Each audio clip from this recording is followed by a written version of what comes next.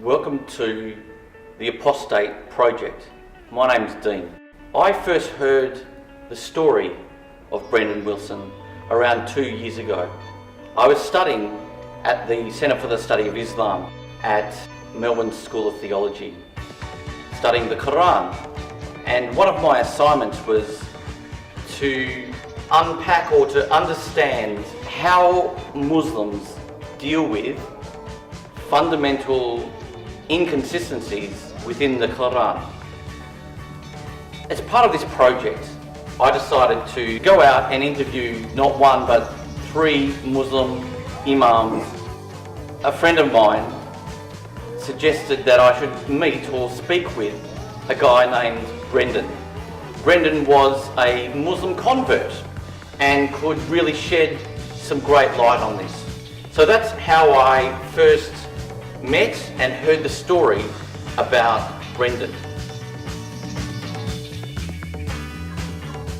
The Apostate Project is really all about Brendan and his story, his insights into being a Westerner, growing up here in Melbourne, and then finding his way into first Sufi Islam and then quite radical Salafi Islam in Egypt.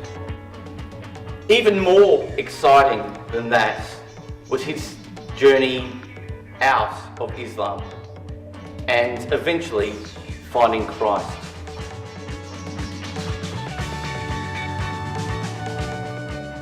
I'd like to now introduce Brendan to you. Can you tell us a little bit about your upbringing? Did you grow up in a Christian household? I was baptised as a baby as an Anglican, but came from a non-believing family. There was nothing Christian about my family. There was no Bible in the home, there was no church, we never visited church, we never discussed religion or God or anything like that. So it was pretty much an atheistic household.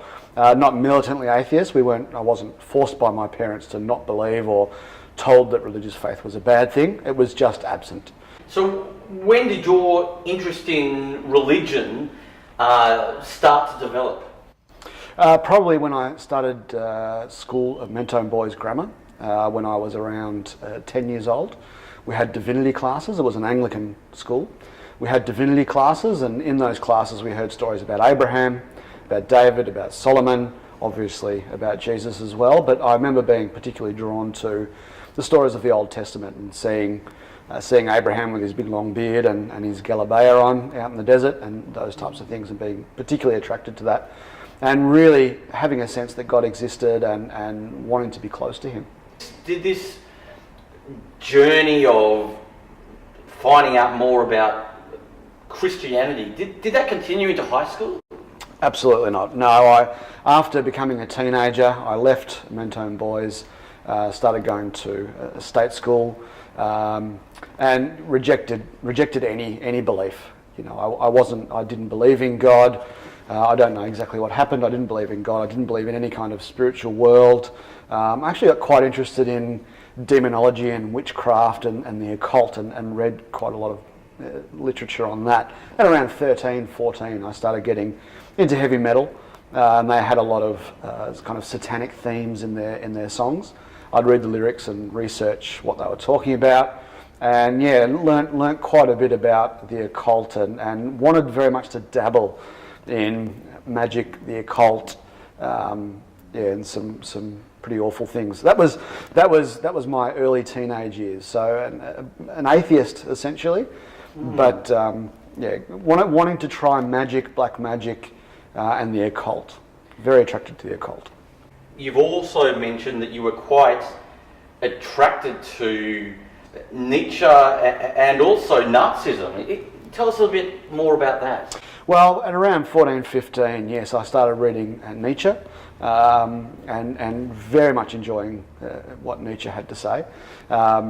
Especially when it's talking about kind of slave races and master races and those kinds of things, and slave religions and master religions. That was very interesting to me, and as well as reading Plato at that time, and getting into the thought of Socrates and those types of things.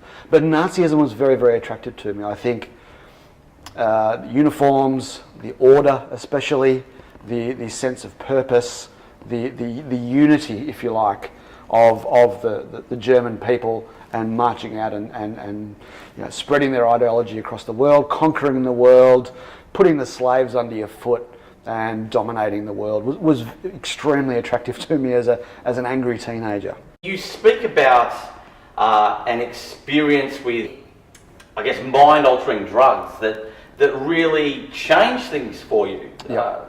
Just tell us quickly what that was. All right, well, I had been a complete atheist and had absolutely no spiritual belief whatsoever until I was around 19. I had researched religions, so I knew what they were about.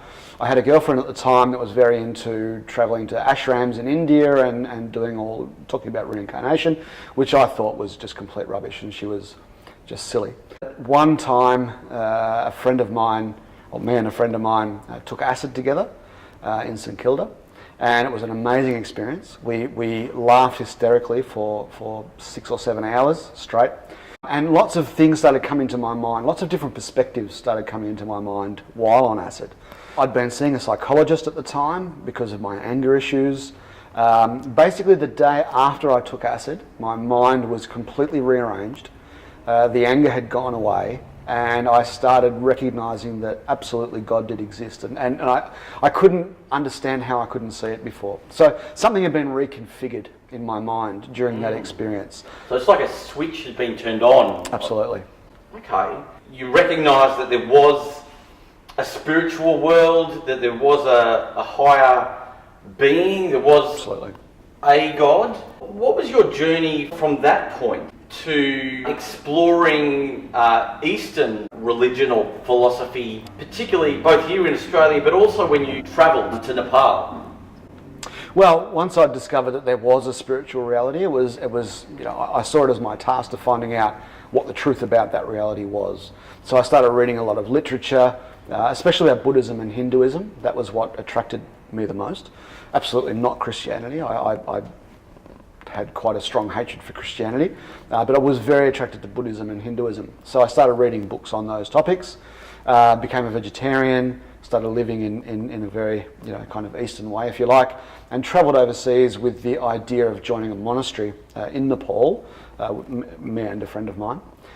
So we travelled over to Nepal and spent 3 months there, and gained many insights while we were there into Buddhism and Hinduism and those types of things.